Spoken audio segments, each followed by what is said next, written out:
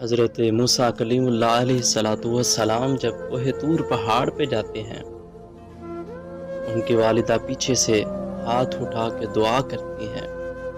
عرض کرتی ہیں یا اللہ تیری شان جل جلالہ ہے اور میرا موسیٰ بھی جلالی ہے، کہیں کلام کرنے میں ایسی ویسی بات ہو جائے تو درگزر کرنا۔ اور جب والدہ فوت ہو گئی تو اللہ نے موسیٰ کلیم اللہ علیہ السلام کی طرف وحی فرمائی۔ اللہ نے فرمایا اے موسیٰ اب سنبھل کے بات کرنا۔